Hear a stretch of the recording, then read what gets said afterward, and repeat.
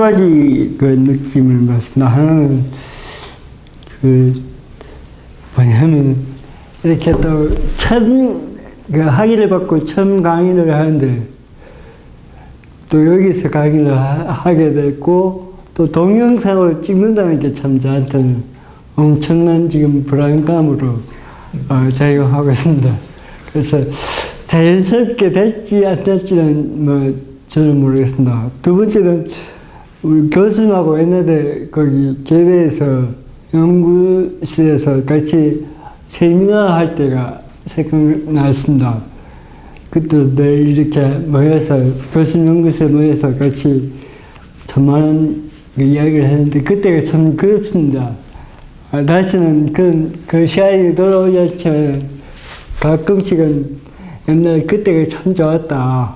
뭐 교수님도 허심탄회하게 신학에 대해서 묻고 또 대답하고 서로 질문하고 서로 기도하고 그때가 참 기억에 남고 또 그때가 그립고 그렇습니다. 그래서 제가 문득 그 책을 정리하다가 옛날에 저희 게리그바 신학연구소가 대구에 있을 때 8공선에 가서 그때 몇 분들 모시고 세미나했던 그 사진이 한 장 있어요? 있어가지고 오늘 가지고 오라 그래가 챙겨놨는데 못 가지고 왔습니다. 다음 주에는 제가 올 때 사진을 챙겨서 오겠습니다.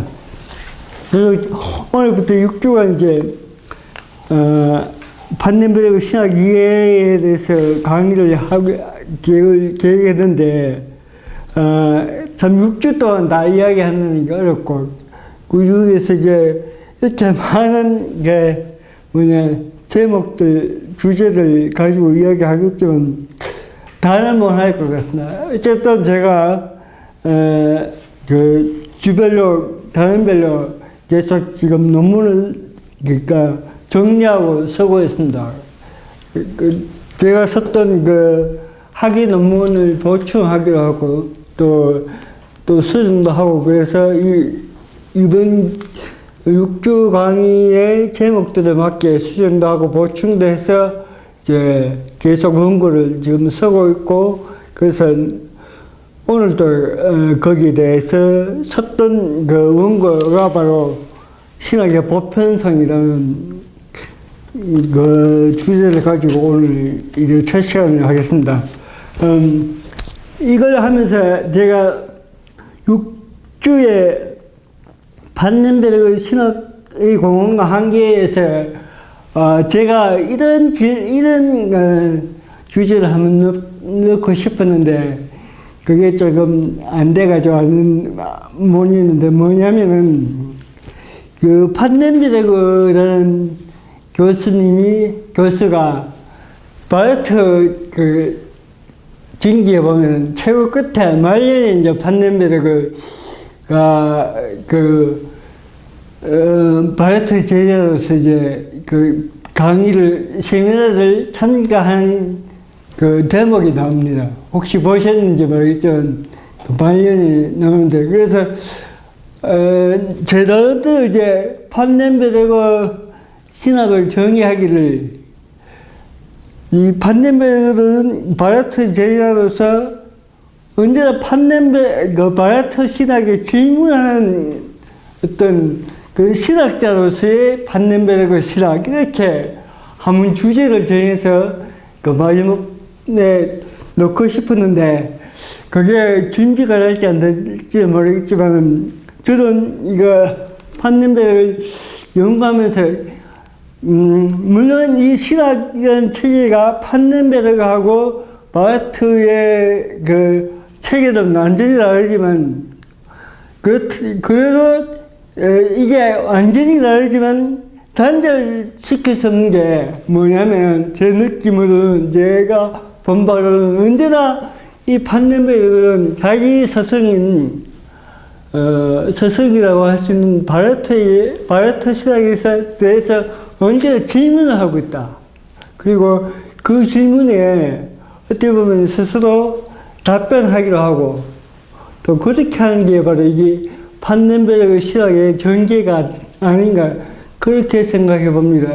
보편성이라는 문제로 어떻게 보면 바야흐의 신학이 일방적으로 한쪽 방향으로만 흘러가기 때문에 그렇다면 바야흐 교수님, 그럼 신학에서 보편성을 어디서 찾을 수 있겠습니까? 이렇게 묻는 게 바로 이 판넨베르그가 하고자 했던 신학의 보편성이 아닌가. 그러면서 또 특별한 어떤 특징은 뭐냐면 판넨베르그 신학의 저서를 읽으면 항상 각주에 보면 언제나 이 바야흐의 그 저서와 또 바야흐의 이야기들이 항상 각주에 달리고 합니다. 그걸 볼 때 완전히 어떤 분들은 바야흐와 판넨베르그가 완전히 이렇게 단절되고 반대라고 생각하지만 저는 그게 아니고 언제나 질문하고 그 질문에 대한 스스로의 답변 또는 스스로의 해석이 바로 이 판넨베르그의 시작의 체계가 아닌가. 그렇게 이제 나름대로 결론을 한번 내려봤습니다. 그리고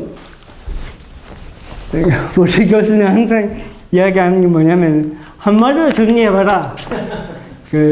그런 말씀 많이 했는데 그래서 판넨베르그 신학을 한마디로 어떻게 정리할 수 있을까를 저도 생각해봤습니다. 그래서 거기에 서론에 보면은 거기 어디에 있느냐면은 이번에 신학에 대한 판넨베르크 이해에 보면 두 번째 줄에 보면은 보편사로서 나타나는 하나님의 계시에 대한 인간의 인식. 이게 어떻게 보면 판넨베르크 신학의 제 나름대로의 해석이자 정의라고 생각합니다.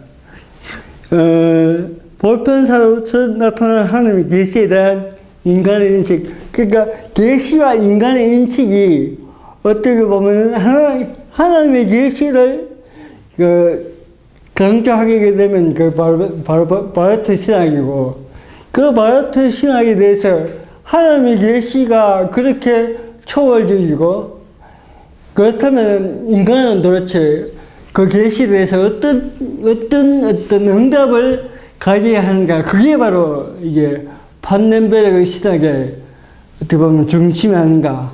그렇게 이제 저희 나름대로 결론을 맺었습니다. 그래서 오늘 서론부터 제가 읽어 나가면서 이야기를 하겠습니다. 오늘 주제는 그 판넨베르그가 이해하는 신학의 개념 또는 그 방법론이 무엇인지에 대해서 중점적으로 다루고자 합니다. 판넨베르그 신학의 목표는 모든 판넨베르그 연구자들이 이야기하는 것은 어떤 신학의 보편성에 맞추어 있습니다. 이 신학의 보편성이라는 게 뭐냐면, 거기 바야흐의 변증법적 신학 또는 볼트만의 실존론적 신학에 대한 질문이고 또 거기에 대한 나름대로의 해답이 바로 신학의 보편성이 아닌가 그렇게 생각합니다. 또 특별히 이 판넨베르그가 활동한 시기에는 그 실증주의적 그 세계관이 이제 팽배했고 영향을 미쳤던 그런 시대였습니다. 이 실증주의는 우리가 알다시피 두 가지로 나눠볼 수 있겠죠. 꽁트가 이야기했던 실증주의하고 그 이후에 비인학파에서 이제 제기되었던 그 논리 실증주의라는 게 있습니다. 이 판넨베르그가 염두에 뒀던 실증주의적 세계관이라는 것은 바로 두 번째 이야기했던 논리 실증주의에 대해서 그 논리 실증주의 신학의 그 실증주의에 대한 답변으로서 나왔던 또 하나의 신학이 바로 이 판넨베르그의 신학이 아닌가 그렇게 생각합니다. 그래서 판넨베르그의 저서를 이렇게 역사적으로 볼 때 판넨베르가 최고 처음으로 나왔던 열쇠가 역사로서의 계시라는 책이 1961년도에 나왔습니다. 그리고 인간이란 무엇인가라는 책이 1962년도에 나왔습니다. 그리고 우리나라에 번역되는 신학과 하나님 나라라는 책이 있습니다. 소책자인데 그게 1971년도에 나왔고 학문 이론과 신학이라는 책이 1973년도에 나왔습니다. 그리고 인간론 두 번째가 인간학 안트로폴로기라고 나오는 게 1983년도에 나왔습니다. 그리고 88년도부터 93년 사이 이제 판넨베르그의 조지시락 1, 2, 3권이 나왔습니다. 그러니까 판넨베르그 조지시락은 판넨베르그의 이렇게 역사적으로 볼 때 후기에 나왔습니다. 그 초기에 난 조지시락이 나온 게 아니고 그래서 거기 제가 그 강의한 처음에 올렸을 때 보면 판넨베르그 논문집들이 이제 그 논문집의 그 책 제목이 뭐냐면 한국어로 번역하면 조시락적 질문으로서의 이제 시작이라는 그 책을 1, 2, 3권이 있습니다. 그게 뭐냐면 바로 이 조시락을 집필하기 이전에 판넨베르그가 나름대로 논문을 썼던 그 논문들을 모았던 책이 바로 그 책 1, 2, 3권으로 나오는 조시락적 질문으로서의 신학, 제가 한번 보겠습니다.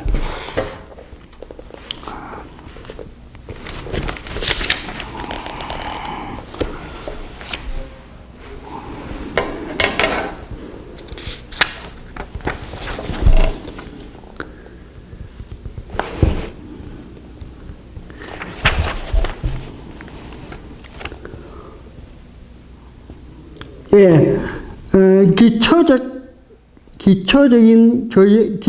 조직시락적인 기초적인 조직시락 이렇게 번역됩니다. 그러니까 그게 1, 2, 3권이 나왔습니다. 이 1, 2, 3권의 내용들은 뭐냐면 대부분 그 조직시락적인 주제들에 대한 논문들을 이제 모아놓은 책입니다. 이 책이 나오고 나서 이제 그 논문들이 모아져서 이제 그 조직시락이라는 책이 판넨베르그 후기에 이렇게 나오게 됩니다.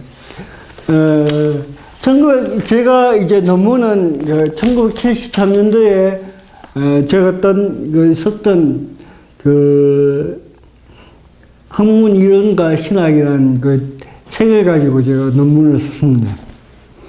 그리고 판넨베르그 신학에 대한 이해해 보면은 거기에 인용해놓은 그 있습니다.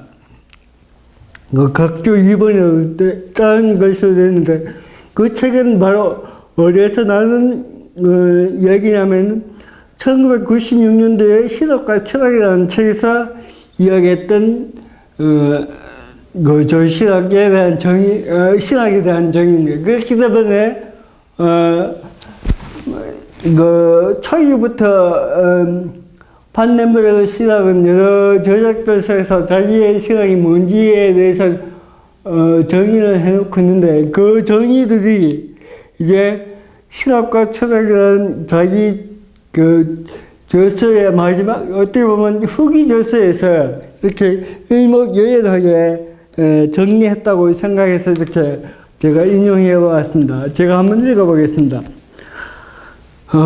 하나님에 대해서 언급한다는 것은 모든 현실적인 것들의 창조적 근원에 대해서 언급한다는 것을 의미했다.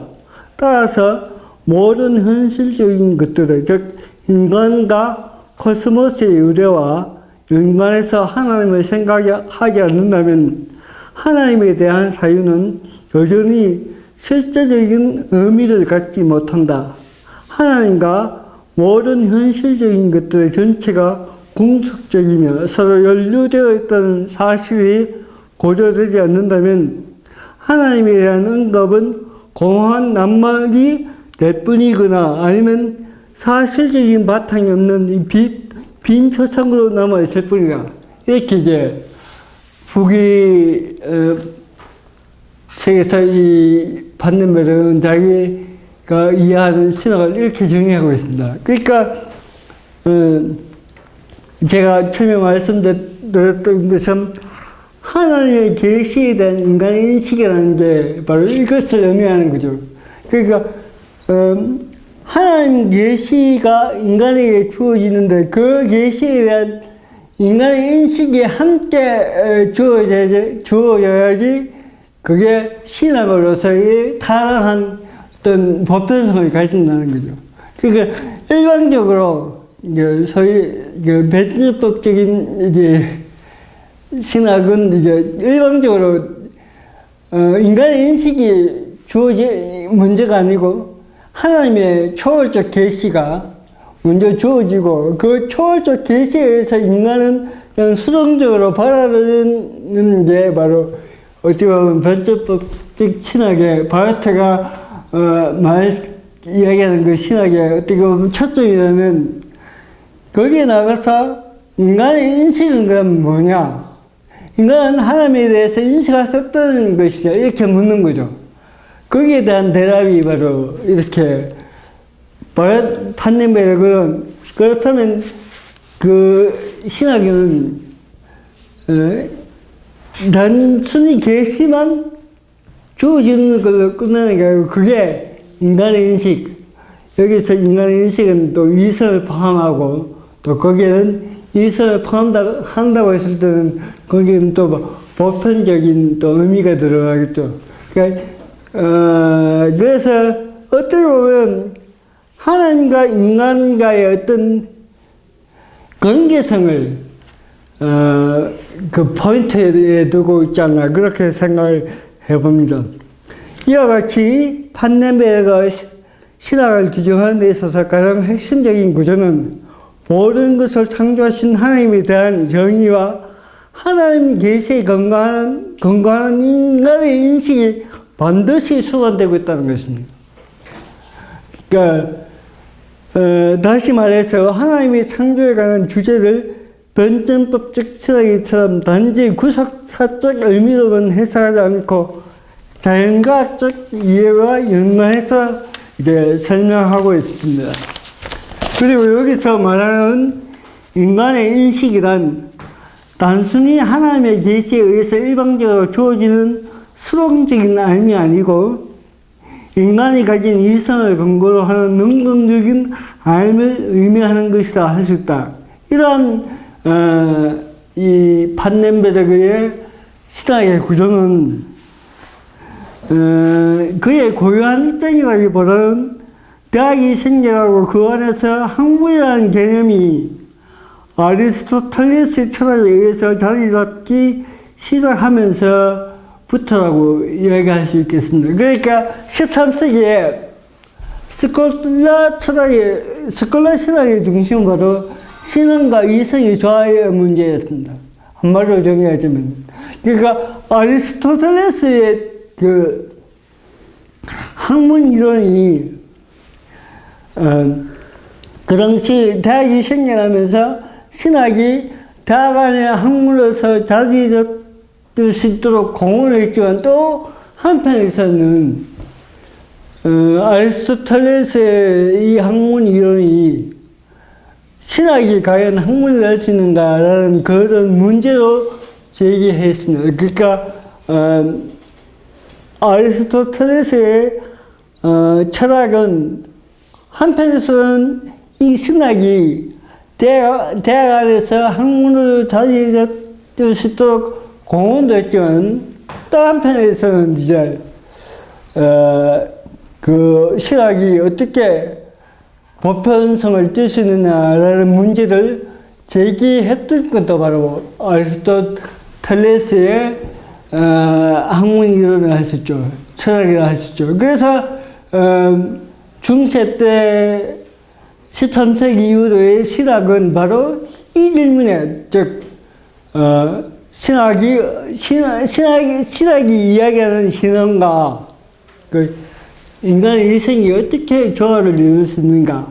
이 문제가 이제 계속해서 중심 주제로 다뤄보겠습니다. 그래서 그 당시에 보편성은 바로 어떻게 하면 그 이성과 신앙의 문제를 조화를 시키는가? 그게 어떻게 보면 보편성의 중심적인 문제였습니다. 근데 그렇다면 이제 이렇게 물어볼 수가 있겠습니다. 그러면 판넨베르그가 말하는 보편성도 그런 보편성인가? 그거는 이제 앞으로 우리가 이야기를 해보려고 하는 문제죠. 그러니까 어쨌든 이 판넨베르그의 신학은 그 판넨베르그가 보편성을 이야기하는 것은 판넨베르그의 독특한 어떤 자기 자신의 고유한 그런 정의라기보다는 그러니까 스콜라 신학으로부터 시작된 이성과 신앙의 조화라는 문제를 결국 현대적인 의미도 해석해낸 게 바로 판넨베르그의 신학의 또 하나의 핵심이 아닌가 그렇게 봅니다. 왜냐하면 중세는 그 신앙과 이성의 문제였다면 현대 시대에 때는 신앙과 그 자연과의 문제였죠. 그게 바로 뭐냐면 바로 그 자유주의로부터 시작되는 그리고 그 이전에 계몽주의로부터 시작되는 그 신학과 또 이성의 문제 또 이를 모든 흐름들이 바로 거기에 바로 중심이 맞춰져 있는 것 같습니다. 그래서 그 2페이지에 보시면은 두 번째 패러그래프부터 읽어보겠습니다. 이런 점에서 신학에 대하여 판넨베르그가 추구하는 학문의 신학 혹은 신학의 보편성은 이미 세콜라 신학에서부터 출발하고 있음을 알 수 있다. 그래서 그는 오늘날의 상황이 중세의 신학적 상황과 다르지만 여전히 하나님의 계시와 인간의 인생의 조화는 신학이 추구해야 하는 방향으로 부각시키고 있다. 특히 지금은 실정주의적 세계관이 신학의 위치를 더욱더 곤란하게 만들고 있기 때문에 다른 어떤 때보다도 신학이 가져야 할 보편성을 더욱더 중요한 주제로 다루어야 한다고 보고 있다. 그러니까 여기서 실정주의적 세계관은 이제 논리 실정주의를 이야기합니다. 이 논리 실정주의는 다 아시다시피 그 문제 혹은 그 어떤 진술에 대한 검증 가능성을 이야기하는 거죠. 그 이전에 그 꼼대에 의해서 이야기했던 그 실정주의와는 의미가 다릅니다. 비낙과 마허라는 그 수학자에 의해서 창립된 그 논리 실정주의는 거기에 보면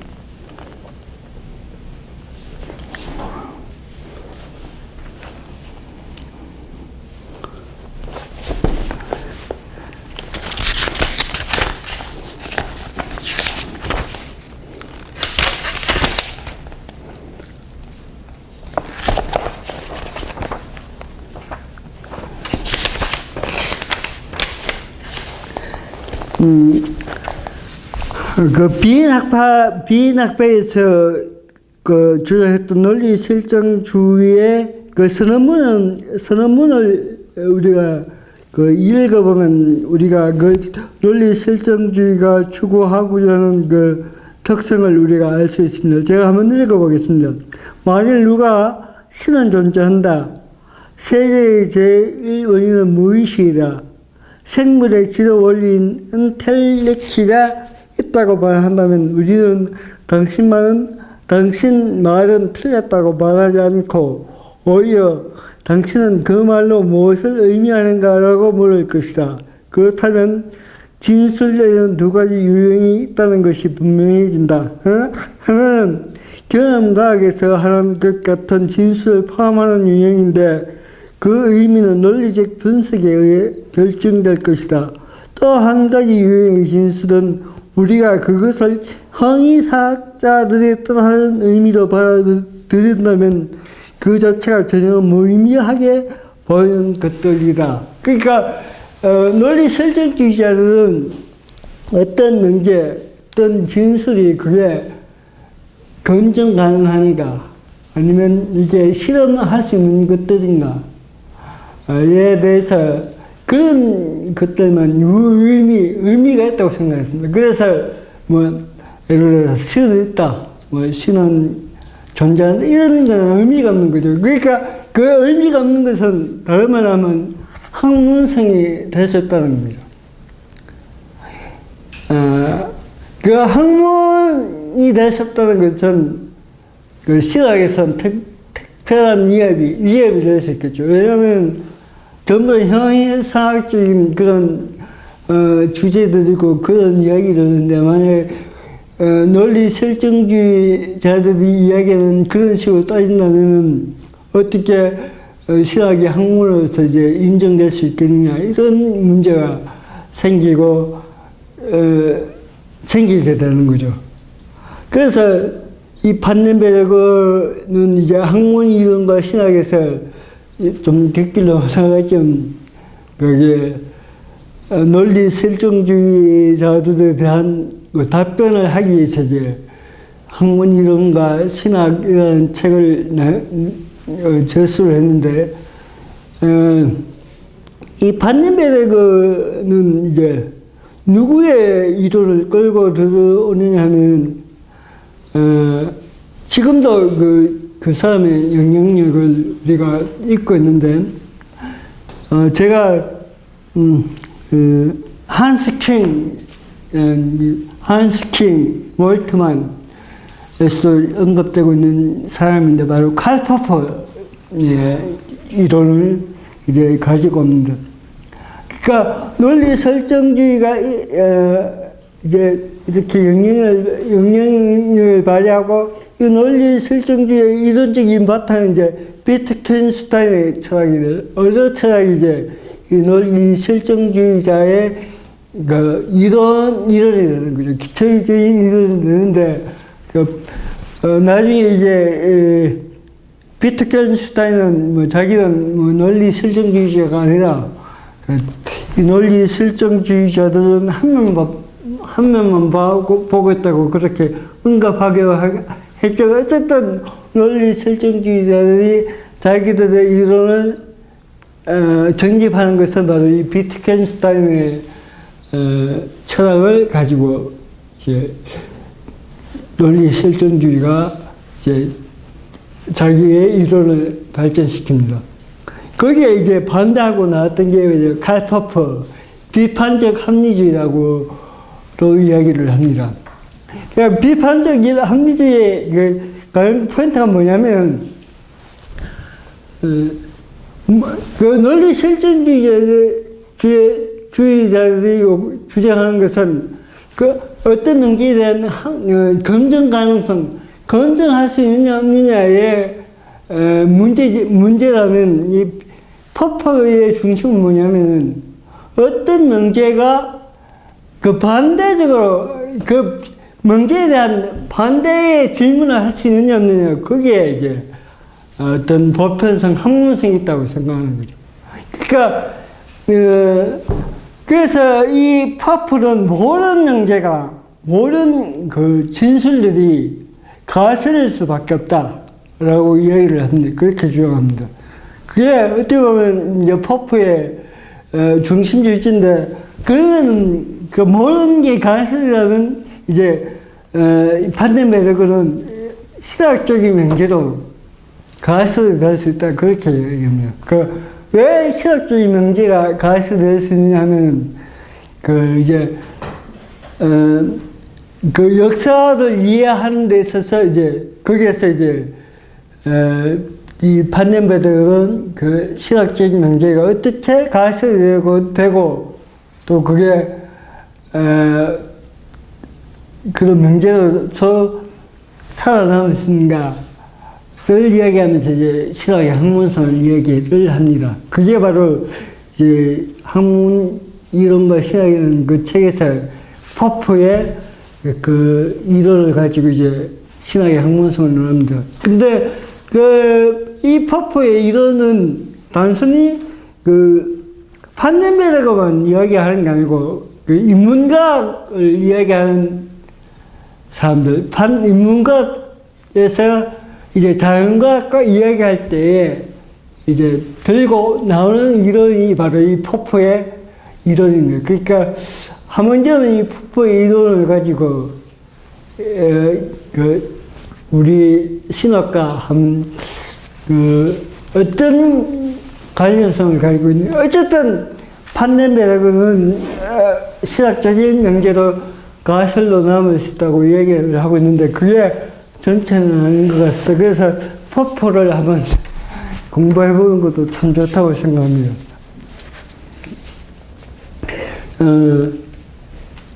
또 이처럼 신학의 보편성이 판넬베르그 신학에 있어서 핵심 주제가 된 또 하나의 이유는, 그 첫 번째 이유는 판넬베르그가 신학의 보편성을 이야기하는 첫 번째 이유는 뭐냐면 바로 논리 실증주의적 그런 세계관 속에 우리가 살고 있기 때문에, 또 그런 학문 속에 신학이라는 학문이 존재하고 있기 때문에 거기에 대한 어떤 응답으로서의 신학의 보편성을 이야기하는 것이고, 또 하나는 우리가 처음에 이야기했던 것처럼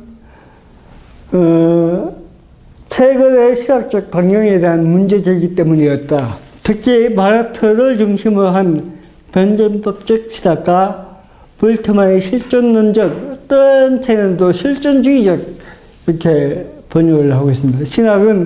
신학으로 하여금 세속적인 역사와 삶에 무관한 주관주의에 머물게 함으로써 신학의 제한적인 범주를 생성하게 하였다. 즉, 볼트만의 실존론적 이해에 따르면 역사는 개인적인 실존의 범주에서만 유의한 것이 되어버리고 말았다. 다시 말해서 볼트만에게 있어서 역사는 객관적이고 보편적인 역사 이해를 간과해버리는 결과에 이르게 되었다. 이 말이 뭐냐면, 우리가 알다시피 해석학이라는 게, 슐라이에르 말부터 이제 시작됩니다. 그 슐라이에르 말의 제자 델타이가 이제 처음으로 들고 나온 게 생철학, 이 문제를 들고 나왔으면서 이 델타이가 했던 공헌이 뭐냐면, 자연과학과, 인문과학, 정신과학, 독일로는 가스트 비센사프트라고 하는데, 자연과학과 인문과학의 정신과학의 방법론은 다르다. 이렇게 이야기를 합니다. 그래서, 자연과학의 목표는, 학문의 목표는 뭐냐? 설명하는 데 있다. 그리고, 정신과학, 가이스트 비센사프트의 목표는 뭐냐면은, 이해하는 데 있다. 이해에 있다. 그렇게 이제 딜타이가 주장합니다. 딜타이 이해에 의해서 이제, 최근까지 이제 설명과 이해라는 어떤 구조로서 이제 이 자연과학과 정신과학을 보게 되는 거죠. 이분법적인 구분에서. 그래서 이 딜타이의 핵심적인 주제는 그러니까 바로 정신과학의 방법론이 바로 이 해석학인데 그 해석학의 목적은 뭐냐? 인간의 삶을 이해한다. 그 인간의 삶의 문제에 이제 초점을 두고 있는 거죠. 그 삶에 대한 이해가 단순히 딜타이의 해석학에만 머무는 것이 아니고 그 딜타이에 의해서 그게 하이데거에 전해지고 그 하이데거의 그 철학을 받았던 이 볼트만에 의해서 이제 그 인간에 대한 삶의 문제 결국 그 해석학의 문제는 해석학의 이제 그러니까 슬라이로부터 시작되는 그 해석학에 있어서 볼트만 델타이 하이데거 볼트만 이렇게 내려온 그 흐름은 바로 뭐냐면은 우리가 이해한다는 게 뭐냐? 그는 우리가 다 같은 인간이고 다 같은 삶을 가지고 있기 때문에 그 삶을 우리가 설명하는 것이 아니고 그걸 논리적으로 설명하는 게 아니고 단순히 이해하는 게 그게 우리의 목적이라 그게 정신과학이라 이렇게 얘기했다. 그게는 이제 그렇게 되면 모든 게 삶이라는 그 단어를 보니까 묶어지는 거죠. 거기는 뭐 역사도 이제 그 삶 속에 있게 되고 모든 게 이제 그 어떤 것도 이 삶이라는 그 주제에 다 묶이게 되는 거예요. 그게 바로 이제 이 볼트만의 해석학의 이제 중심이고 그리고 그 이전의 해석학의 중심입니다. 그래서 어떤 볼트만이 이야기하는 것은 역사에 대한 어떤 이해, 역사에 대한 의미가 무엇인가 그것도 결국에는 인간의 삶의 문제가 이렇게 이제 결론이 지어지는 거죠. 그래서 판넬은 그게 아니라 역사는 그 인간의 삶이라는 그 문제도 다 뭉뚱 거야 그렇게 얘기하셨다는 게 이제 판넬베르그가 볼트만 신학에 대해서 이제 반대하고 나선 겁니다. 그래서 이 역사에 대한 문제, 보편사와 이제 구원사의 문제는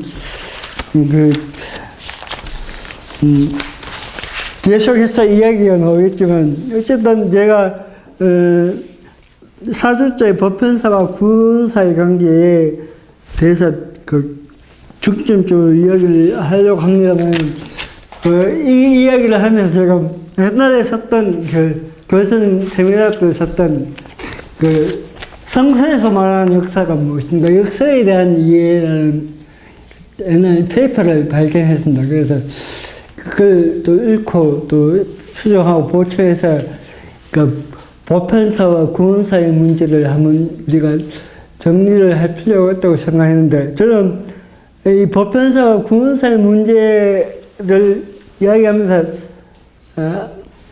이게 오늘 결론이 될지는 모르겠지만 성급하게 결국 이 보편사든 구원사든 해석의 문제라고 생각합니다. 왜냐하면 역사라는 게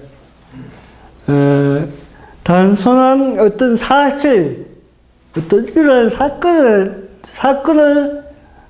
수집하고 정리하는 것을 역사라고 하지 않고 그 역사라는 의미는 어떤 역사가 그 사건에 대한 해석을 역사라고 합니다.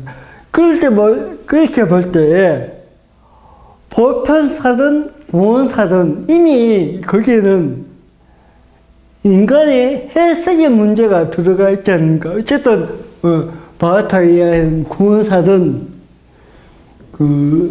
소위 말하는 보편사든 이미 거기는 해석의 문제가 들어있다. 그걸 무시하고 그 보편사 또는 구원사를 이야기할 수 있는가? 이거는 우리가 한번 좀 생각해 봐야 되고, 앞으로 또 우리가 다루어야 될 주제입니다. 그렇다면 그 해석의 문제를 뛰어넘을 수 없다라고 한다면, 지금에 있어서의 보편성이라는 문제는 결국 해석의 문제가 아닌가. 이게 오늘 저의 이제 첫 번째 강의의 이제 그 포인트입니다. 왜냐하면 읽어보시면 어쨌든 그게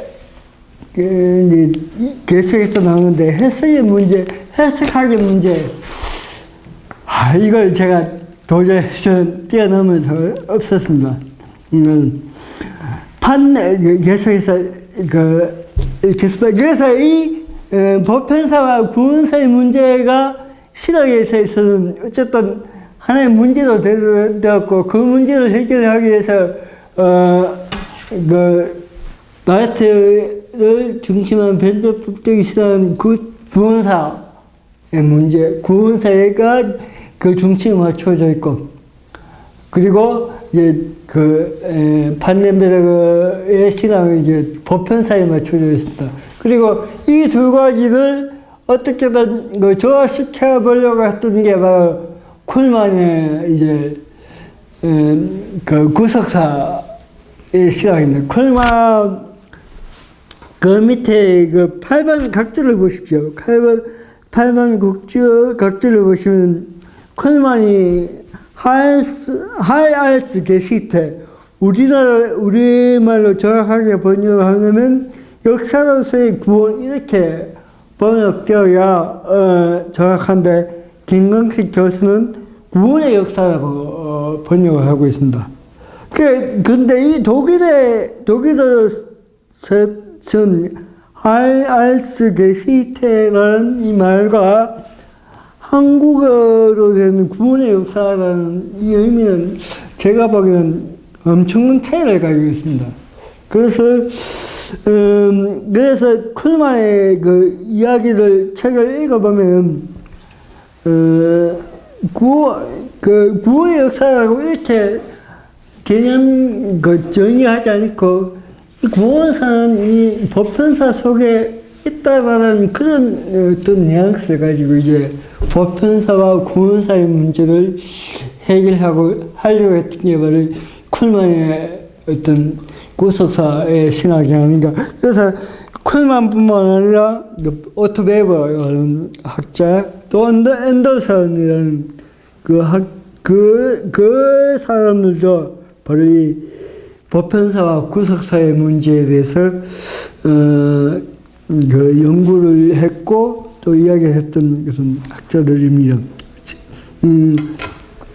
그래서 이제 이 보편사와 구원사의 문제, 또 하나의 문제는 논리 실증주의와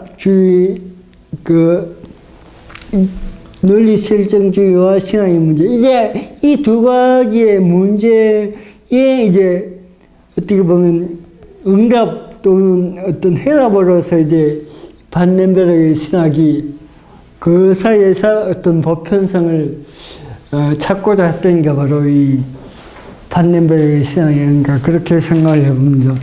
판넨베르그의 신학의 근거, 위에서 언급한 것처럼 판넨베르그의 신학이 계시에 대한 인간의 인식이라고 하는 진술이 가능한 것은 그가 우리에게 보여주고 있는 바와 같이 하나님에 대한 이해에서 비롯된다고 볼 수 있다. 이 하나님에 대한 이해는 다음 주에 이제 중점적으로 다루려고 하는데, 제가 옛날부터 책을 인터넷에서 봤습니다. 판넨베르그 신학 비판이라는 책이 있는데, 이 책은 박찬호 교수가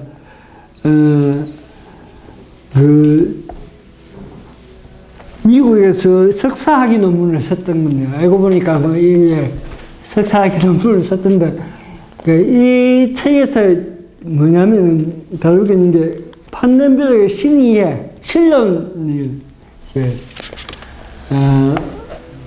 신론에 대해서 비판을 하고 있는데, 이 박찬호 교수의 지도 교수가 쿠퍼라는 이제 미국 신학자인데, 이 사람은 주로 이야기했던 게 만유신론과 만유재신론에 대해서 중점적으로 다루고 있는 이 쿠퍼 교수가 그 문제에 중점적으로 이제 연구를 하고 있습니다.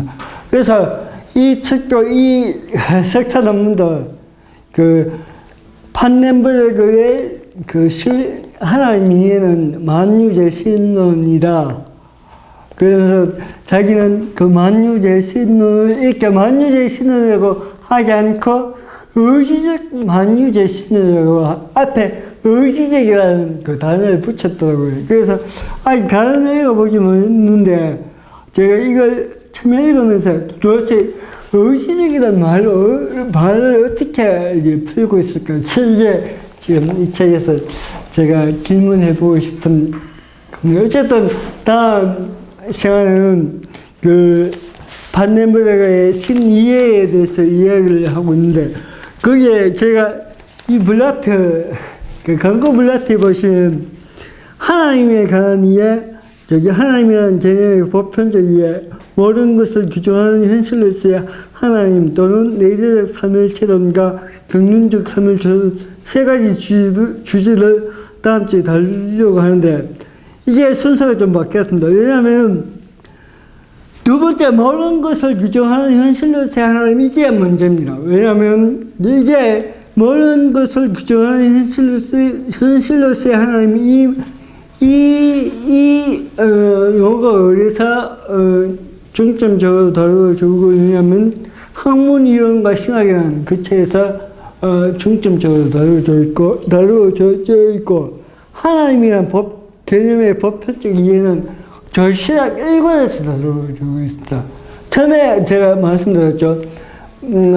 절신학 1권은 1980년대에 세워졌고 학문 이론과 신학은 1973년도에 세워졌습니다. 그러니까 어떻게 보면 모든 것을 규정하는 현실로서의 하나님 이 문제가 이제 판넨베르그 신학의 사고의 어떻게 보면 첫 번째 문제고 두 번째가 거기에 따른 보편적 하나님의 이름에 대한 그 보편적 이름에 대한 이해가 두 번째로 다뤄져야 할 것 같습니다.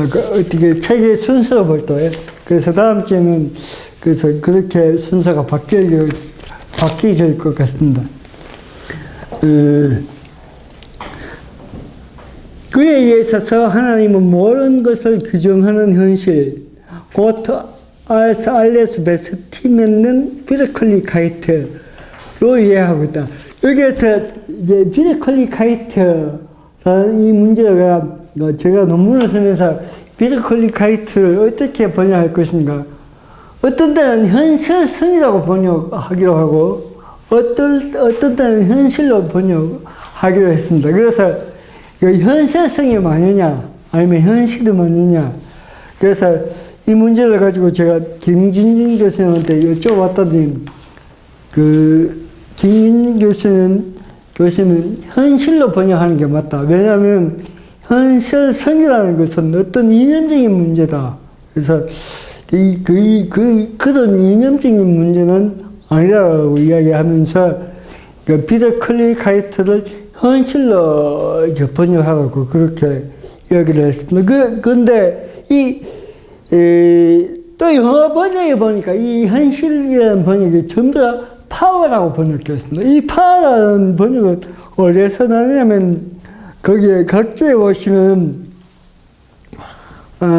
판넨베르그가 썼던 그 선언문이 있습니다. 이게 바로 그 절시학적 질문에서 시학 거기에 나오는 그 논문인데 리프라기가 그러니까 하나님에 대한 질문이라는 그 선언문에서는 그 비르클리의 베스티멘데 마크트 힘이라고 이렇게 번역됐는데 이 번역을 따라서 그 영어에 보니까 대부분 이제 이 비르클리카이트와 힘은 명한 차이가 있는데 그 영어 번역에는 이제 보니까 대부분 파워라고 번역되는데 이것도 이제 그 판넨베르그가 썼던 그 책의 내용에 따라 달라져야 될 것 같습니다. 근데 어쨌든 판넨베르그가 자기의 초기 절세에 쓰던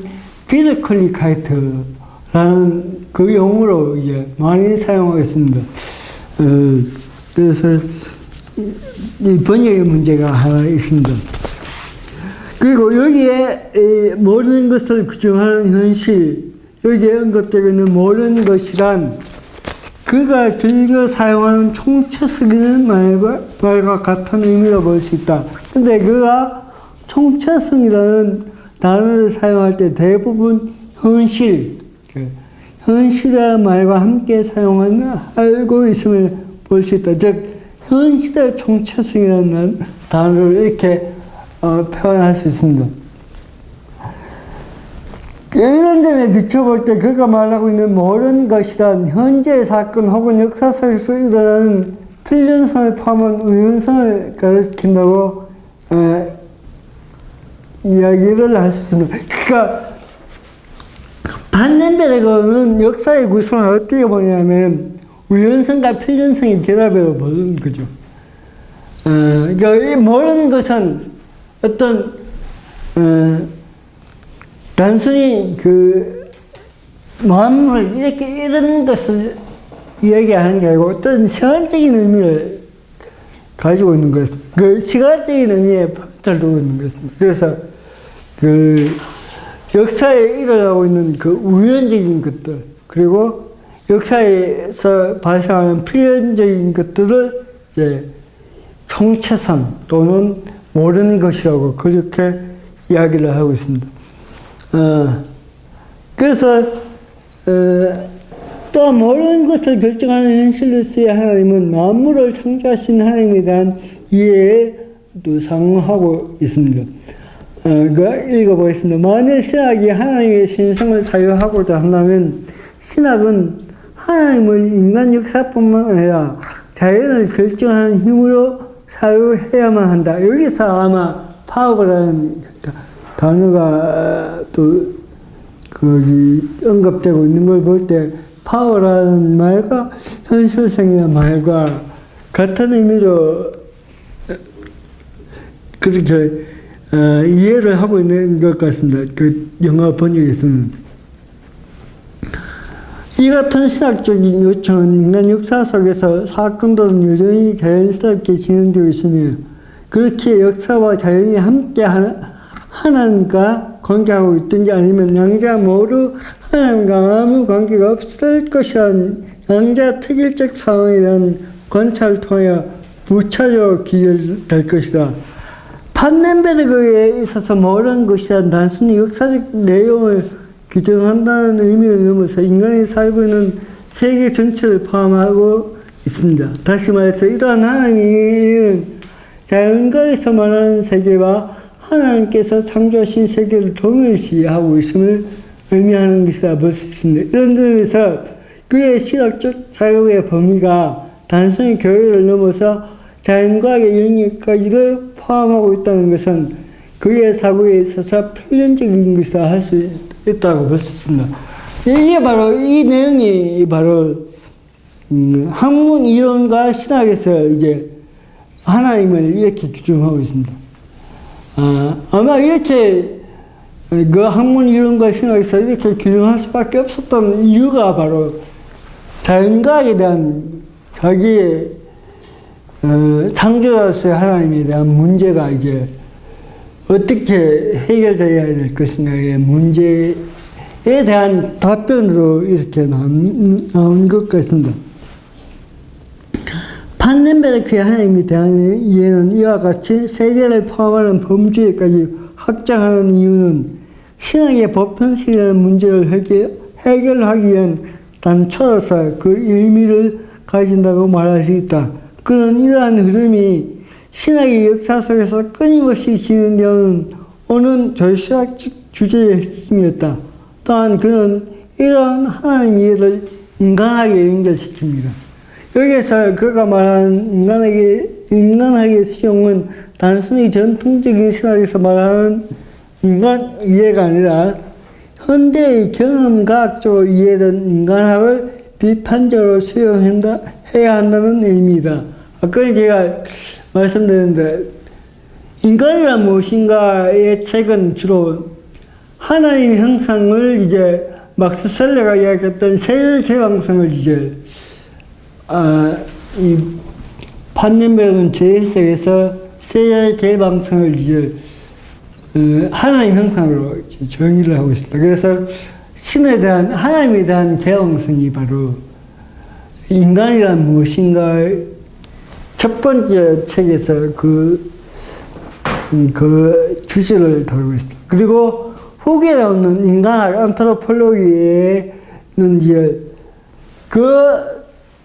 어떤 셀레가 주장했던, 막스 셀레가 주장했던 인간의 세계 개방성, 그걸 기초로 해서 이제 인간의 사회, 인간의 문화까지 이제 언급해서 이제 어떻게 보면 인간은 무엇인가에 대한 확장을 했던 게 바로 이 안트로폴로기라는 후기에 1983년도에 나왔던 책이 바로 그 인간이란 무엇인가에 대한 책을 이제 확정했다.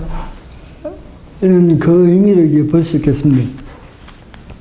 그래서 제가 옛날에 이제 판넨베르그 인간론에 대해서 이제 계례 석사도 논문을 하나 썼는데,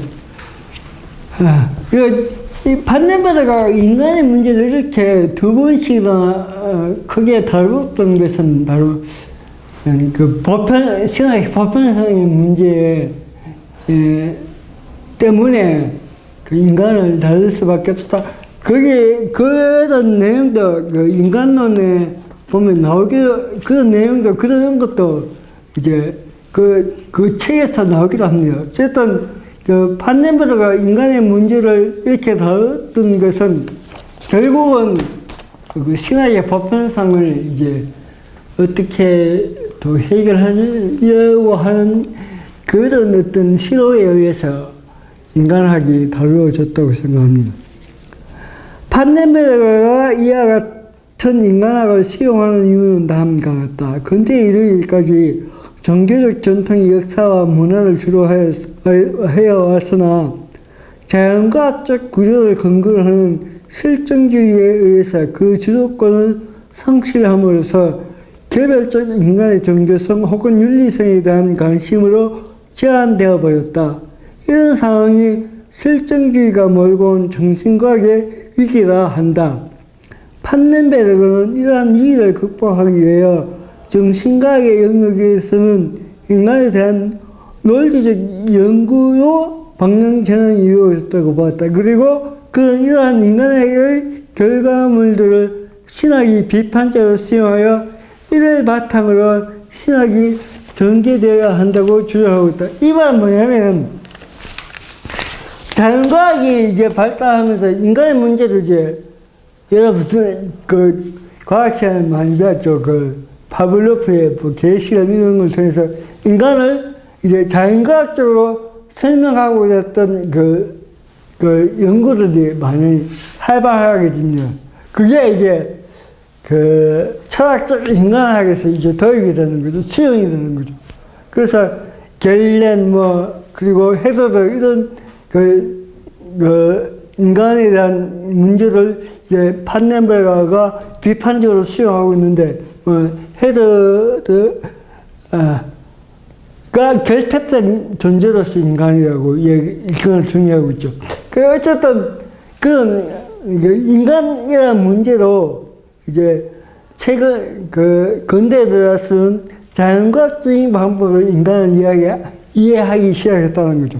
인간이 그렇게 자연과학적인 방법으로 인간 이해를 이제 철학이 도입하고 그 철학적인 인간 이해를 이제 판넨베르그가 수용을 해서 인간의 문제를 가지고 이제 신학의 보편성을 다시 풀어보려고 했던 게 바로 어떻게 보면 인간학을 이렇게 중점적으로 다루고 있는 의의가 아닌가 그렇게 생각을 합니다.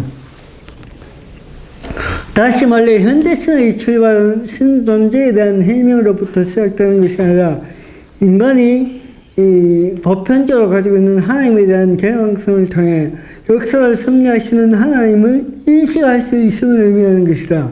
그래서 그런 비신학적인 인간에게서 추구하고 있는 개념들을 세계 개방성이라고 규정하고, 이 세계 개방성은 막스 셀러라는 사람이 이제 어떻게 보면 철학에서 인간의 문제를 다룰 때 이 막스 셀러가 어떻게 보면 초기 이론이라고, 초기의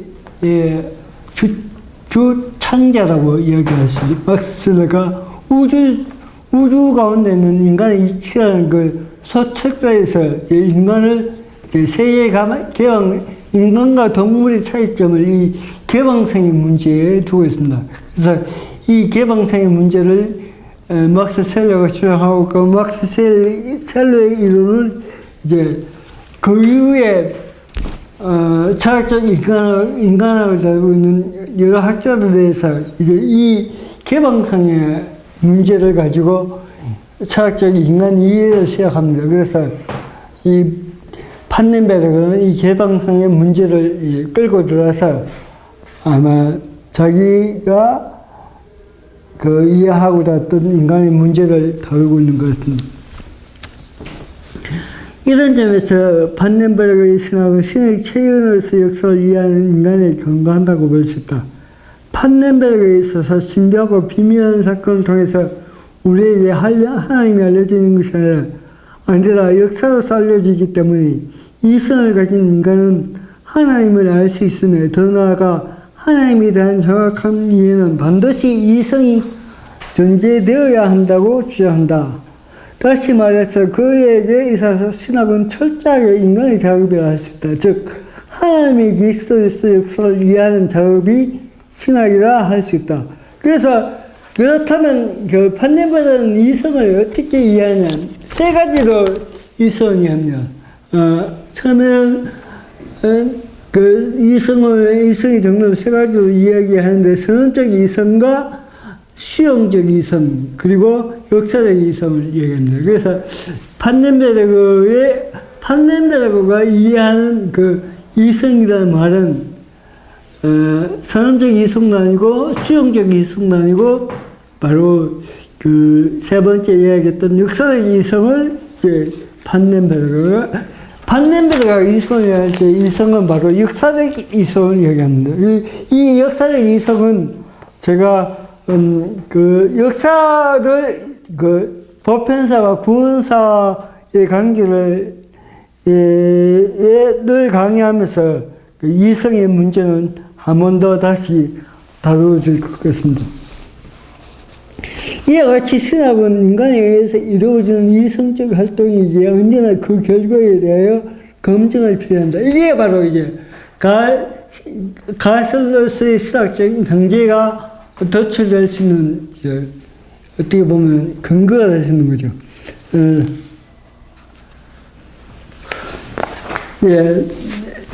그리고 이와 같은 인간에 의해서 이루어지는 이성적 활동, 그리고 이러한 검증을 위해 다시 말해 판넨베르그는 신학적 진술이 진리로서 보편성을 가지기 위해서 정신과학적 방법론의 핵심이라 할 수 있는 해석학을 수용해야 한다고 주장합니다.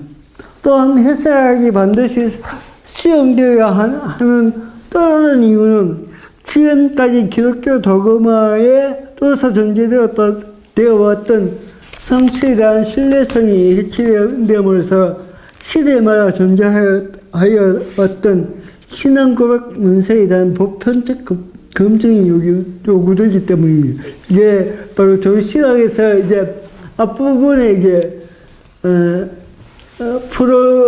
프로로고메나를 쓰면서 이제 신학과 성서의 문제를 다루면서 이 문제를 다루고 있습니다. 이런 점에서 볼 때 판넨베르그에 있어서 신학의 작업은 역사를 통해 인식하게 된 하나님의 계시에 대한 진술 혹은 추정에 대한 해석을 통하여 보편적 이해를 추구하는 것이라 할 수 있다. 여기에서 이해를 추구한다는 것은 하나님의 절대적인 권위를 통해 수직적으로 주어지는 행위가 아니라 인간이 가진 이성에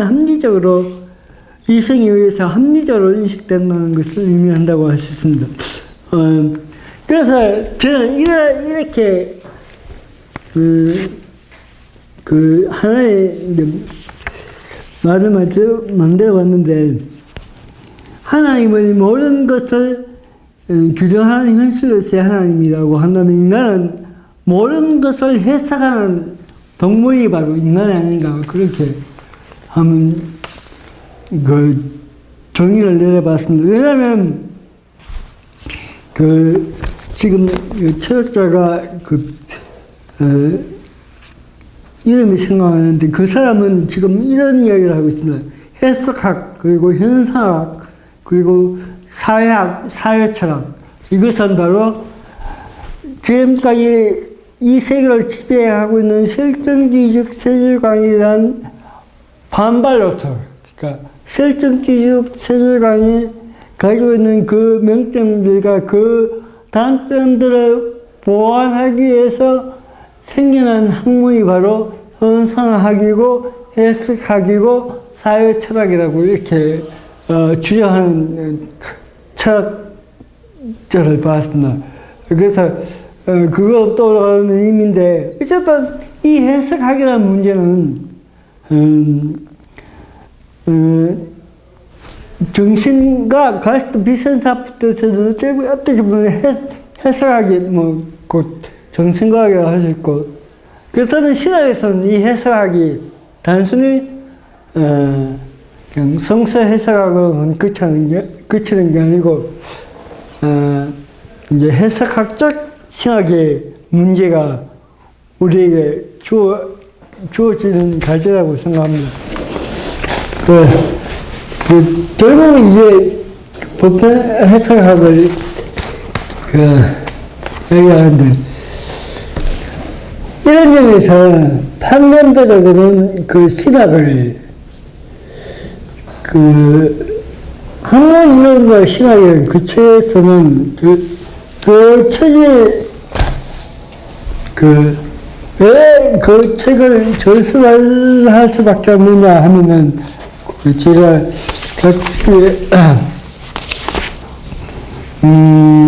사반 각조를 한번 보시면, 제가 판면배를 비전샵트 인투 테올로기라는 그 책, 머릿말에 이렇게 이야기를 하고 있습니다. 신학이 대학을 제도적으로 자리 잡고 있는 것은 극도로 불안한 상황이다. 왜냐하면 현재 유럽의 대학에서 신학이 가진 권리는 제도적으로만 존재하고 있다고 보기 때문이야. 이 제도적 사실은 결국 학문과 대학의 체계에 대한 중세의 개념들로 작업된다. 그런 시에는 이미 대학에서의 신학의 존재는 조건지어져 있었다. 학문들과의 관련해서 한 자리가 신학에게 활동될 수 있었기 때문이다. 그러나 신학에 대한 당시의 근거들은 오늘에 대해서는 인류 사이에 진보해졌다. 그렇기 때문에 현대국가의 대학 내에서 신학부가 존속한다는 것은 어느 정도 형식적 사실일 뿐이다.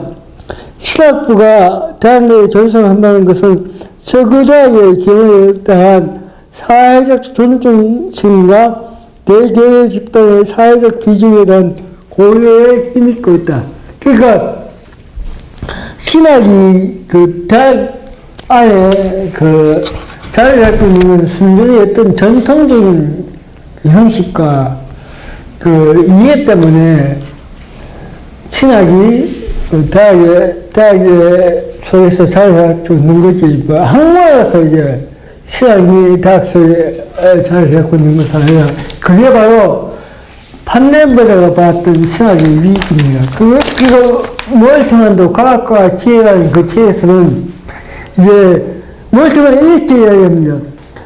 이론적인 신학은 이제 도저히 대학 안에서 힘을 상실하고, 목회 상담이나 어떤 실천 신학이 그거는 이제 신학의 중심이 옮겨졌다. 그렇게 이제 신학의 위기를 반영하고 있고, 그러면서 제가 한국에 있는 상황이 어떤가를 제가 한번 봤습니다. 그런데 대부분의 이제 소위 졸업다가는 신학과는 있었는데, 근데 지금은 그 신학과라는 명칭이 다 바뀌어졌습니다. 몇몇 학교가 아마 제가 알기로는 연대만 신학과라고 존재하고 있지, 이대로 기독교 학과 또는 기독교 문화 이런 조합학교의 신학과라는 명칭이 거의 이제 기독교 문화 또 기독교 이렇게 바뀌는 걸 볼 때 한국에서 그렇다면 이 신학이 조합학교에서 어떻게 이제 자리매김을 이때까지 해왔고 또 앞으로 어떻게 신학과로서 신학이라는 학문으로서 그 자리매김을 할 수 있을 것인가를 우리 세대에 늦었지만 고민해야 될 문제가 아닌가.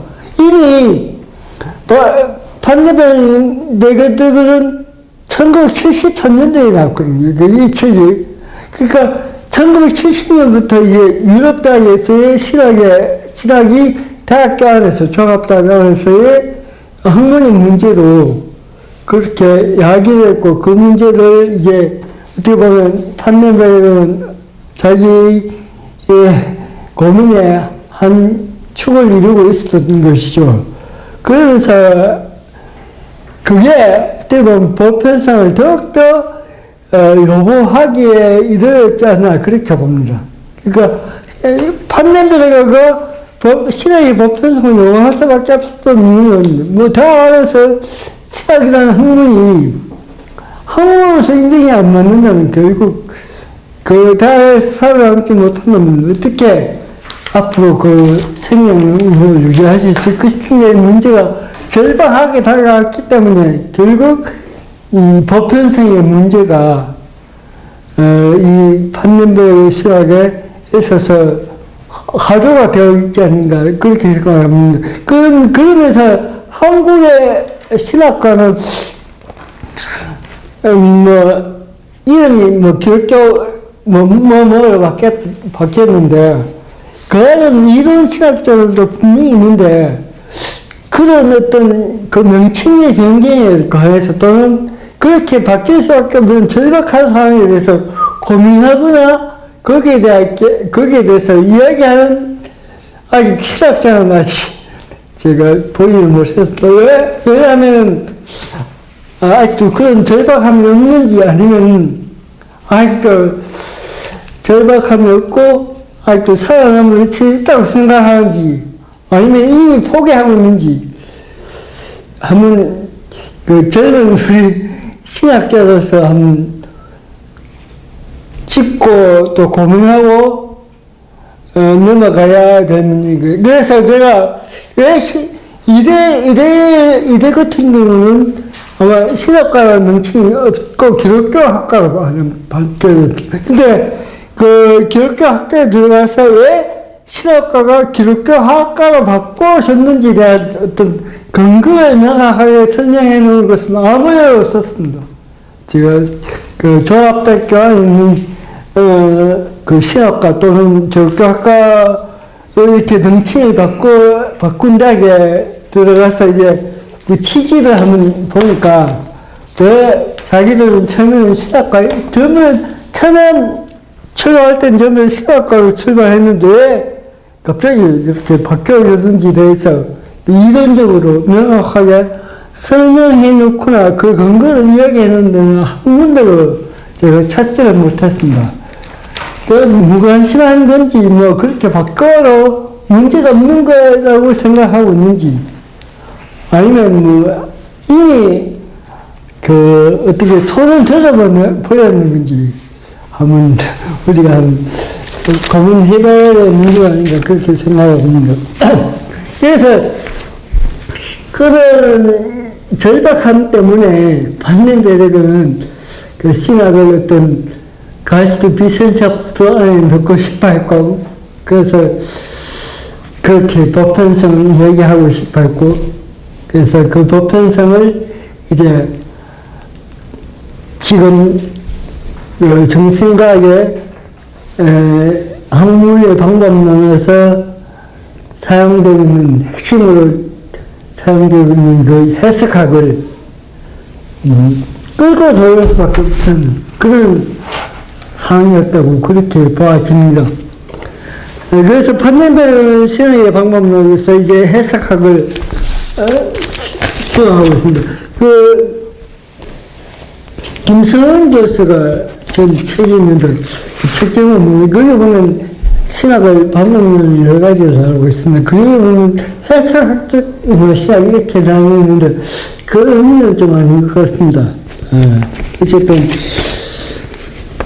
그가 해석학을 자신의 시학 작업에 있어서 수요한 이유는 위에서 봐왔듯이 신학이 정신과의 특성을 가지고 있기 때문이고, 성서 혹은 과거의 신앙 고백을 해석한다는 것은 단순히 저자 혹은 공동체 이유를 파악하기 위한 것이 아니라 그 텍스트로부터 생성되는 의미를 현재에 적용시키고자 하였기 때문입니다. 이를 위해서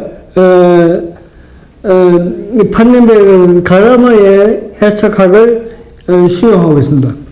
우리는 가라마의 해석학을 영양사적 해석학으로 정의하며 이것은 역사 한가운데 있는 인간의 일치에서 출발한다. 해석자는 단순히 객관적으로 대상을 이해하는 것이 아니라 그 대상 자체가 지니고 있는 역사적 지편과 과거로부터 전승되어 오는 어떤 선입관을 남지하고 있는 현재 해석자의 지평이 만나는 것이다. 다 익히 들어서 알고 계실 것이 지평융합 또는 지평융이라고 이렇게 하는 용어의 설명입니다. 그러므로 해석학에 있어서 보편적 객관성에 대한 문제는 성립될 수 없다. 왜냐하면 가라마의 해석학은 객관적 이해를 위해 그 방법들을 도출해내는 것이 아니라 궁극적으로 해석자와 대상 사이의 대화이기 때문이다. 그래서 가라마는 각기 다른 지평의 간격을 몇 분의 1로 언어로 기결시켰다. 이것이 판넨베르그가 가르마에 대한 비판한 부분이다. 이 말은 뭐냐면 그 지평융합이라는 그 근거는 바로 이 언어라고 이제 가라마는 봤던 거죠. 이 언어는 단순히 그 언어 자체가 존재하는 것이 그 언어 속에는 이미 과거에서부터 어떤 모든 어떤 전통과 전승이 그 언어 속에 포함되어 있다고 이제 가라마는 보는 겁니다. 그래서 그 해석한다는 건 결국 그 언어를 이해를 한다는 것이요. 그것도 그렇게 설명되었습니다. 그래서 이 가라마의 이제 해석학에 늘 이제 객관성의 문제가 없다고 비판하면서 베티라는 사람이 이 베티라는 그 사람은 한국에 널리 알려져 있지 않은데 그 베티라는 이 사람은 이 학자는 이제 해석학에 있어서 객관성의 문제가 어떻게 이제 이루어질 것인가에 대해서 그걸 중심 가지로 이제 해석학을 정의하고 있습니다. 이와 같이 가라마의 해석학에 있어서 은혜는 기원적 의미가 아니라 세계 경험을 내포하고 있는 매개체이다. 따라서 해석학의 목표에서 보편적 이해만 언어를 통해 이루어지는 대화가 존재하는 사건이라고 말할 수 있다. 이에 대하여 판넨베르그는 지평의 융합이 언어성으로 기착됨으로써 과거와 현재의 개별성과 총체성을 포괄할 수 없다고 비판하고 있다. 그래서 그는 언어가 아니라 보편사를 수용함으로써 이러한 한계를 극복하고자 합니다. 가라마와 판넨베르그에 있어서 과거와 현재의 집행을 이해하고 해석하는 구조는 동일하다고 볼 수 있으며 단지 그 열쇠를 언어와 역사로 다르게 이해했다는 것입니다. 다시 말해 판넨베르크는 과거의 사건 혹은 대상이 가진 집행과 현재 해석자의 집행의 고유한 개별성을 확보하면서 동시에 총체적인 이해를 위해서는 언어가 그 근거를 말하는 것이 아니라 법헌사가 바로 그 근거가 될 수 있다고 보고 있습니다. 그러니까 이건 뭐냐면 그 역사를 이해한다는 것은 전체로서 역사. 그 부분과 전체 이 문제는 해석학에 있어서 이제 해석학적 수단이라고 소위 말하는 거죠. 그러니까 부분을 정확하게 이해하기 위해서는 전체 속에서 부분을 봐야 되고 또 전체를 보기 위해서는 또 부분을 정확하게 봐야 돼. 부분과 전체는 이렇게 떼어놓으면 그래서 언제나 항상 수단적인 구조를 가지고 있다고 보는데 이게 해석학의 중심이죠. 그러니까 그걸 이제 판넨베르크가 수용했던 거죠. 그 역사를 완전하게 이해하는 것은 우리가 알고 있듯이 이제 그 예수의 부활 사건을 선치적으로 이해하면 그게 이제 전체라고 보는 거죠. 그 속에서 이제 각기 개별적인 사건을 보자는 것이. 그게 이제 판넨베르크의 역사 이해라고 볼 수 있는데, 그래서 이 부분과 전체의 문제를 가라마는 좀 위협했다. 그 의도 속에서 부분과 전체의 문제를 이렇게 뭉뚱그려 봤기 때문에, 이 판넨베르크는 부분을 인정하면, 그러니까 개별적인 사건을 인정하면서 전체를 보려고 하는 그런 어떤 시각에 의해서 이제 보편사들, 이제 언어 대신에 끌고 들어왔다고 그렇게 볼 수 있습니다. 이런 점에서 판넨베르크에 있어서 보편사적 해석은 스라이르마의 델타의 해석학 또는 실존주의 해석에서 말하는 사실을 배제한 상임회동에 있어 아까 전에 제가 처음에 얘기했습니다. 또는 역사성을 거부한다. 또한 이와 같이 총체적인 혹은 통일된 의미로 이해될 수 있는 보편성은 다름 아닌 하나님의 계시로 보기 때문입니다. 판넨베르크가 보편사적 해석학을 그의 신학적 방법론으로 수용함으로써 신학을 하나님의 계시에 근거한 특수한 영역으로부터 벗어나게 하는 데 목적이 있다. 더 나아가 검증 가능한 객관적인 학문에서의 신학을 정립하려는 어떤 의도를 가지고 있었다고 볼 수 있습니다. 이러한 그의 목적과 의도는 그의 신학 전체에서 볼 수 있습니다. 다시 말해 그의 신학적 작업은 인간의 인성을 하나님의 계시를 인식하는 근거로 삼음으로써 신학에서의 이법적 구분, 즉 신앙과 인성의 구분을 넘어서고자 하는 데 있잖아 그렇게 봅니다. 물론 우리는 위에서 판넨베르크가 이야기하는 신학이 어떤 구조로 이루어져 있는가를 살펴봤다. 그리고 그 신학을 수위에 나가는 방법이 무엇인지를 우리가 봤습니다. 그가 추구하는 신학은 단순히 특수한 영역에서 구별되는 방법을 이루어주는 것이 아니라 보편적인 학문의 성격을 가지고 보편적인 방법으로 이루어질 수 있는 것이다 할 수 있다. 그리고 그 근거에는 모든 것을 창조하신 하나님이라는 이해가 놓여져 있음을 알 수 있습니다. 이런 점에서 판넨베르크의 신학의 특수성을 강조하고 있다는 비판을 받는 것은 당연한 결론이라 할 수 있다. 그래서 우리는 그의 신학 안에서 신학적 특수성이 무엇인지 질문하기보다는 그가 추구하는 보편성이라는 게 도대체 어떤 의미를 가지고 있는지를 질문해야 할 것이다. 우리는 이 강의가 진행되는 동안 이 질문을 통해서 판넨베르크의 신학의 깊이를 알아보기로 한다. 예, 오늘 제 강의입니다.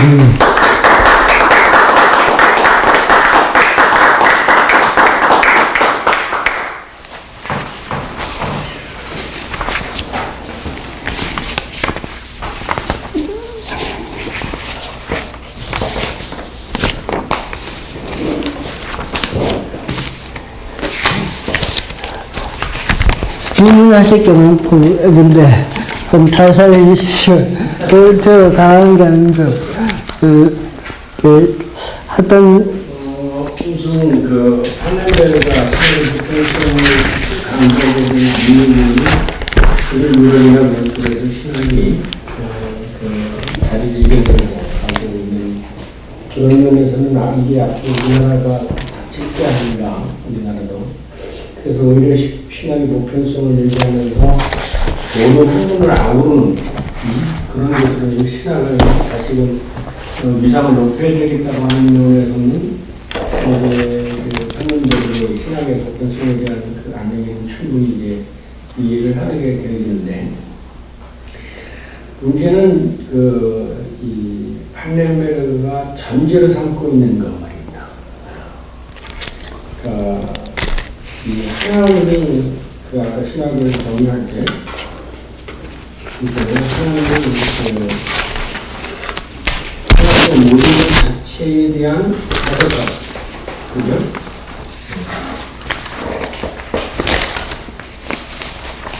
결국은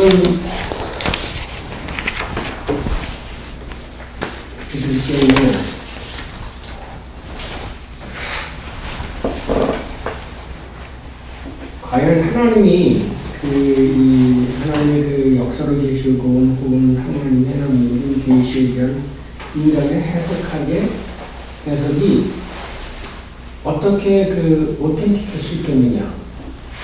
그죠? 사실은 보편성이라고 하면 그 해석이 보편성이지. 네. 계시 보편성을 얘기하는 게 아니에요. 그렇지. 네.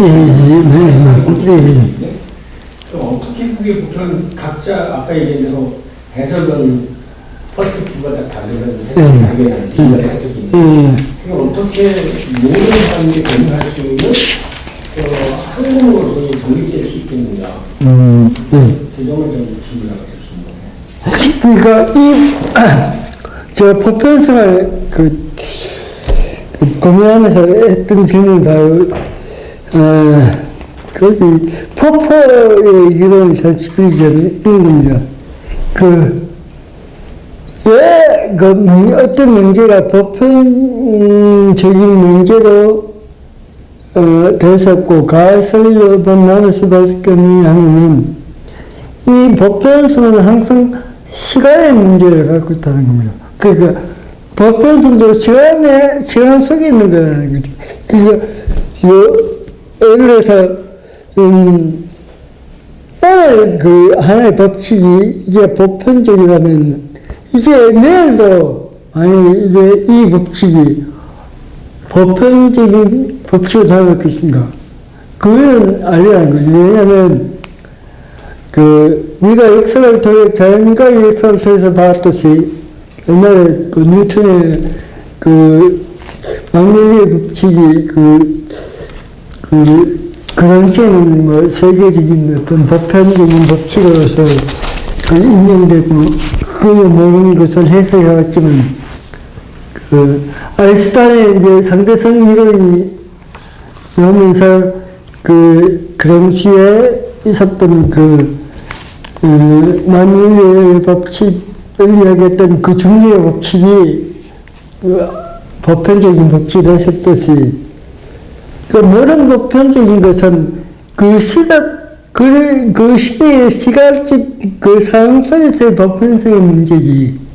그게 전체에서의 보편성은 아니라고 그렇게 보는 것 같아요. 그게 또 해석하기 문제이기도 하고, 그렇다면 현실에서의 해석하기 문제는, 해석하기 있어서의 보편성을 어디서 찾고 있느냐 하면, 판넬베르는 오늘 제가 이 논문에서는 다루지 않았지만, 이제 사회학 쪽으로 넘어갑니다. 그래서, 거기 하버마스와 앞에 이걸 들고 갑니다. 그러니까, 오늘날 현대사에서의 보편성을 획득할 수 있는 것은 단순히 해석의 문제가 아니고, 현실을 살고 있는 모든 사람들의 어떤 공통적인 이해, 공통적인 합의를 이끌어내는 것이 보편성이라고 그렇게 판넬배를 주장하고 싶어하고, 그거는, 어떻게 보면 그것도 일종의 그 어떤 시대적인 한계 속에 묶일 수밖에 없다. 그렇게 보는데, 제 인생인 것 같습니다. 그럼 거기 한 페이지 아래 그 전문 시의 근거가 있는데 예. 거기 뭐냐면 계시라는 건 있습니다. 신하가. 예. 근데 그 계시는 하나님의 모든 것을 규정하는 그러면 이 말을 종합하면 모든 것을 규정하는 현 시대에 대한 인간의 인식이 신학이 되게 규정이 되죠. 그래서 이제 판넬배고 여기 자연과학이 인간학이 거기다 다 포함시킨 거 아니에요. 그래서 이 범죄학으로 넘어가는 거 아니냐는 얘기죠.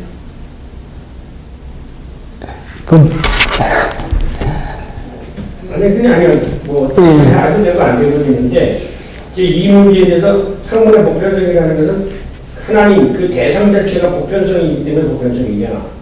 아니면 그거에 대한 인간의 인식 자체가 보편적이기 때문에 보편적이냐. 저는, 그니까, 판넬배는 후자적인 것 같습니다.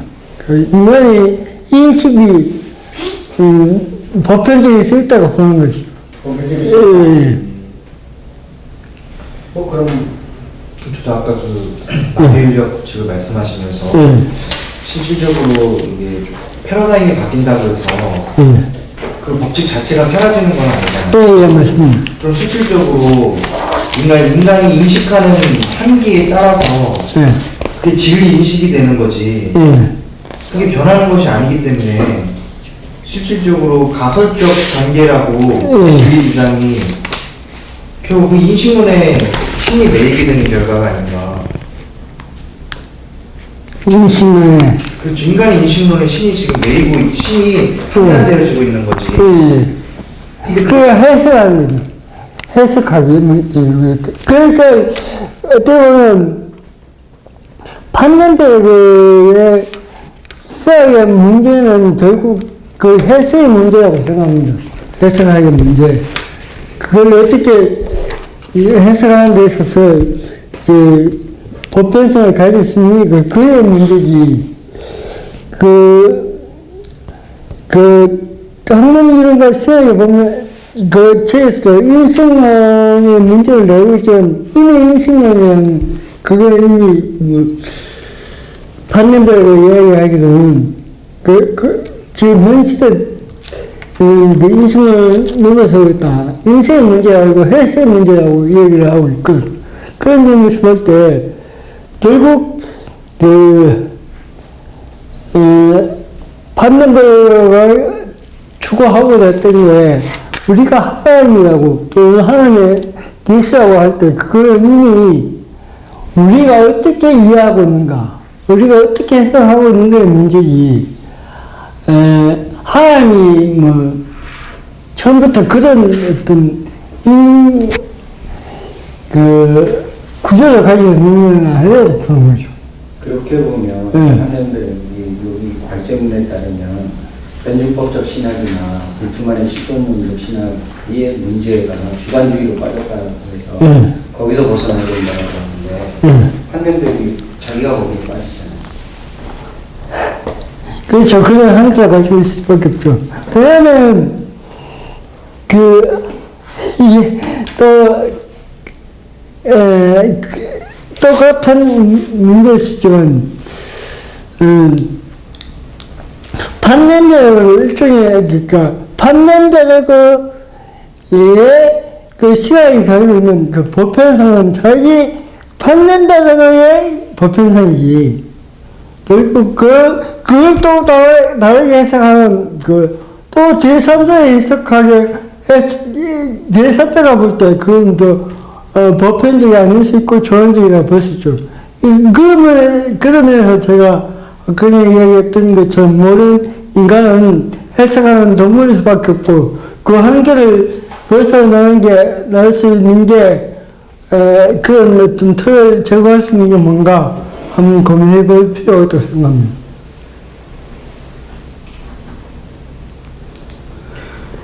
각주 개인적으로 4번 아까 말씀해 주시면서 대안의 위기를 말씀하시면서 신학의 위치를 확보하기 위해서 이제 보편적 이성을 사용한다고 했는데 지금 아무래도 판덴베르가 기독교 국가 안에서의 사람이기 때문에 이런 것이 합당하지 않는가. 이제 우리나라처럼 다종교 사회 같은 경우에 있어요. 과연 이것이 접목이 될 수 있는가. 왜냐하면 이게 결국 기독교가 신학에서 기독교로 바꾸고 그럼 결국 이게 우리가 공적 영역과 대화하기 위해서 실질적으로 이 보편적 이성을 사용하는데 과연 그들이 이해한 하나님과 판덴베르가 이해한 하나님이 과연 동일하겠는가. 그래서 그건 이제 종교학과 종교사학에서 이제 이 문제를 이야기하고 있습니다. 그때까지 또 좀 얘기를 하고 싶습니다. 그래서 판덴베르는 제안합니다. 실험을 기독교학으로 바꾸자라고 제안합니다. 크리스토로르 비센샤프트라고 이렇게 기독교학 이렇게 제가 번역했는데 그래서 소수대학에서 기독교하고 예. 근데 그 신실대학교에서 기독교학이라는 게 판덴베르가 이야기하고 있는 기독교학인가? 이거는 그 앞에 예.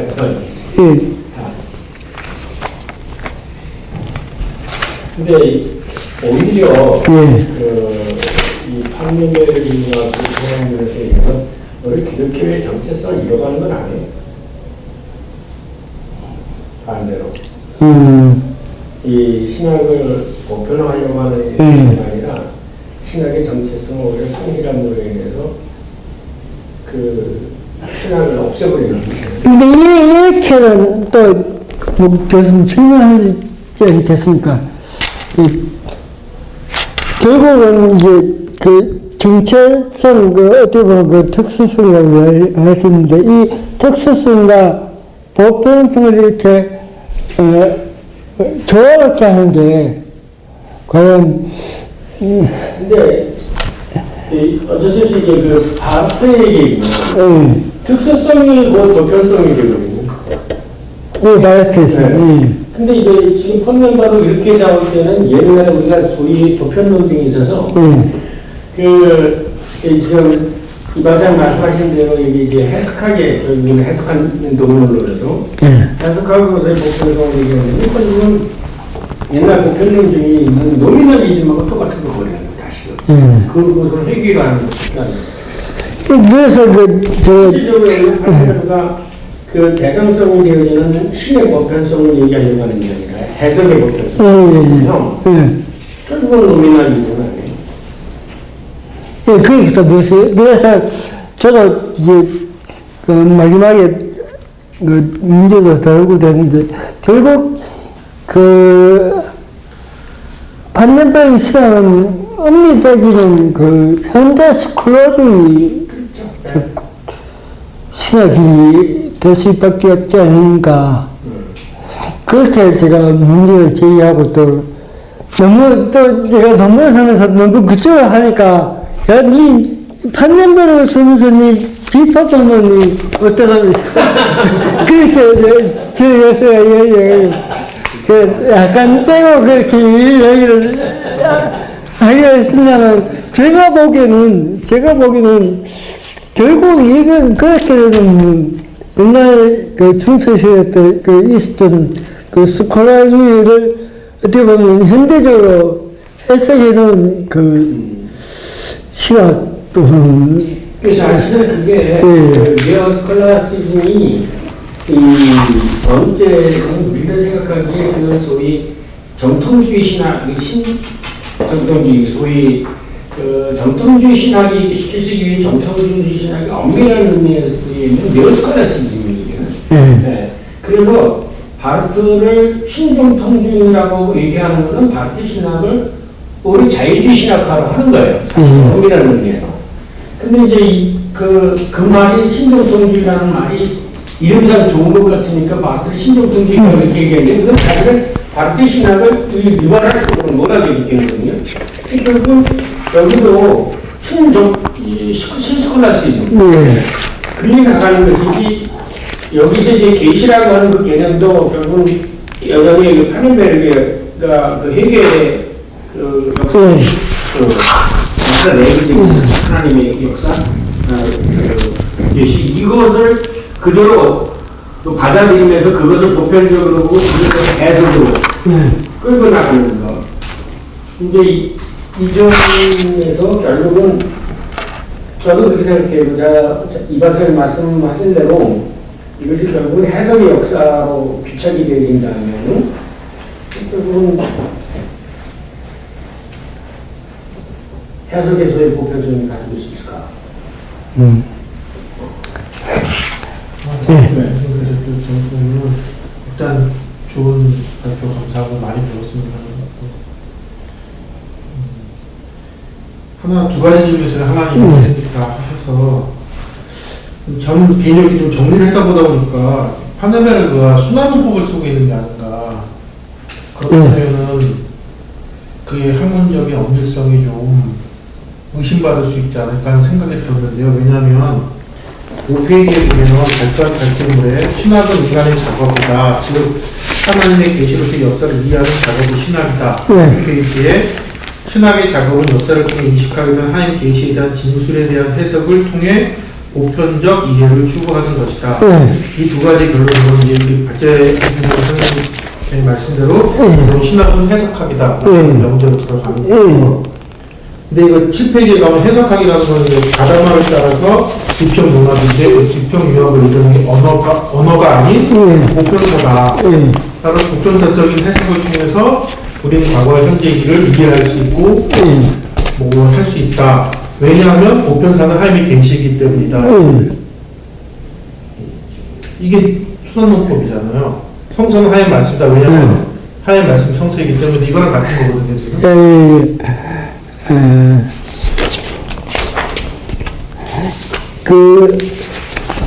결국, 아까 제가 얘기했던 것처럼, 판넬베르그의 그 한계가 바로 거기에 있다고 생각합니다. 그 전체와, 그 부분. 그거는, 그 해석하기 있어서 그 문제는 뭐 빼놓고는 해석하고 나갈 수 없을 정도로 중요한 문제인데, 결국, 판넬베르그가 그렇게 이해를 할 수밖에 없었던 또 하나의 이유는 뭐냐면은, 결국 이 신학적인 문제 또는 이 고백이, 그, 역사적으로 나오는 이 신앙 고백들, 뭐 이런 문서를 신앙의 문서라고 이야기합니다. 판넬베르그는 저희 신앙에서. 그것들이, 오늘날 우리에게 조여할 때 그 의미는 이미 그 당시의 문제가 아니고 지금의 문제니까요. 그러니까 지금의 문제라는 것은 이미 해석되어야 되는, 그러니까 단순히 어떤 자체가 아니고 이미 해석되어서 우리에게 조율 가능한 어떤 대상으로 남아 있어야 된다는 그런 어떤, 선 이해가 이미 주어져 있다고 생각하거든요. 그래서, 아마, 그러면서 판넬베르그가 이야기하고자 하는 해석학의 문제로, 그런 어떤, 해석학이 가지고 있는 그 문제에서, 한계에서 또는 벗어날 수 없지 않느냐, 그렇게 보는 겁니다. 판넬베르그가 얘기하고 싶었던 거는, 이제 공원을 발표를 통해서 제가 배운 거는, 당시 자연과 균형법적인 사유 체계가 세계를 지배하고 있을 때에 과학이 아닌 인간의 영성이라면 영성이고 지성, 이성이 가지고 있는 또 다른 세계가 있을 것이고 그것에 대한 해석이 이제 뭐 해석학일 수도 있고 아까 말씀하셨던 분석 철학일 수도 있고 여러 가지가 있는데요. 그런 것들을 신학적 자극으로 받아들이려고 애썼던 것 같고, 그러니까 신학의 자리가 무엇인가를 고민했던 것 같고, 그러나 그러면서 동시에 이 사람이 보편성이 무엇인가를 끊임없이 얘기하고 싶어 했고, 왜냐하면 타원과의 대화를 통해서, 그러나 이 사람은 여전히 신학자이기 때문에, 신학자였기 때문에, 그 보편성을 얘기하면서도 여전히 하나님이 계시는 보편성을 포기할 수 없었기 때문에 논리적인 자기 모순이 아닌가 하는 생각이 듭니다. 그래서 제가 그 학문 이론과 신학을 보면서 느낀 건 뭐냐면 판단은 결국 자연시학도 자연과학도 그 해설할 수 있다고 얘기하고 있거든. 그러면서 이제 아마 결국 이 판넨베르가 학문이란 게 도대체 뭐냐. 그건 뭐 자연과학이든 뭐 정신과학이든 이런 그 학문성은 결국 이해하려고 하는 자기도 아닌가.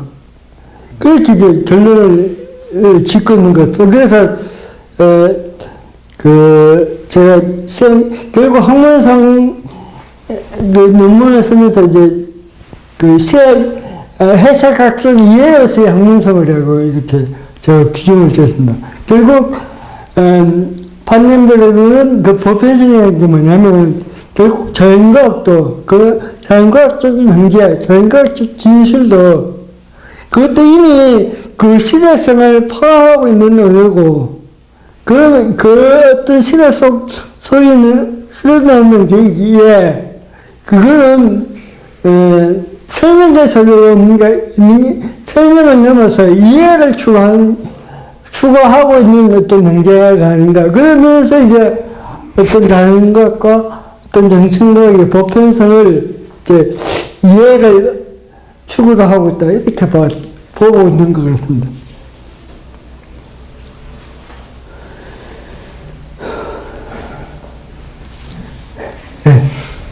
제가 이제 가장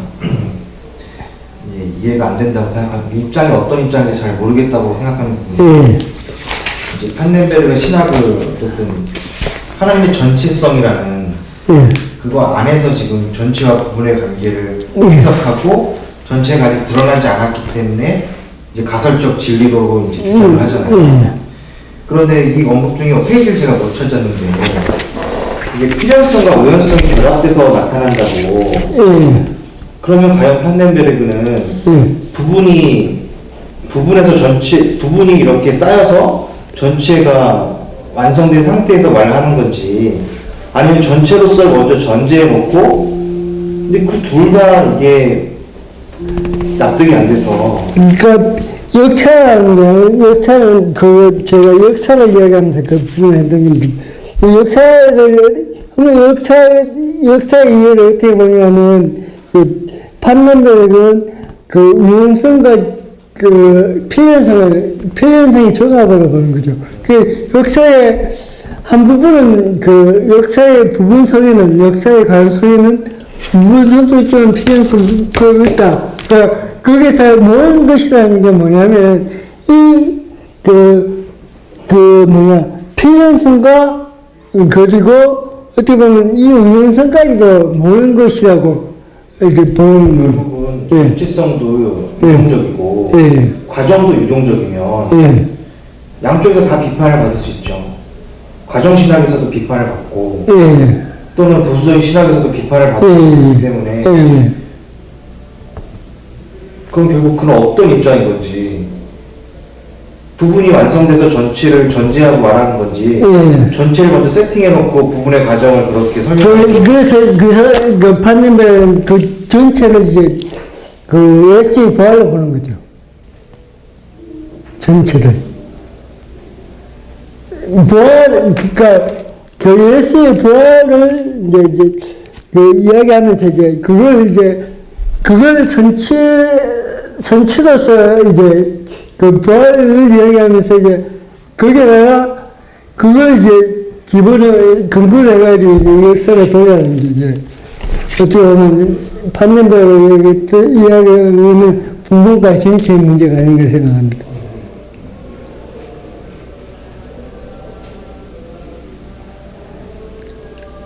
답변하네. 그거 나중에 왜냐면 판넬베르가 그 안시사처럼 얘기할 때 그 분명히 그 얘기를 하거든요. 하여튼 뭐 오늘 하루에 다 끝낼 건 아니고 계속해서 근데 여기 우리가 이제 질문하는 것을 누가 좀 기록을 했었는 게 있어요. 여러분이 핵심적인 굉장히 중요한 질문 여기 다 있어요. 그 질문들이 대답이 되어야 되고 우리가 앞으로 계속 연구되어야 될 주제들이 그게 사실 중요한 거거든요. 디스커션에서 이번에 발표하는 것도 중요하지만 여기서 문제점 되어진 거를 이걸 잘하는 사람이 유명해요.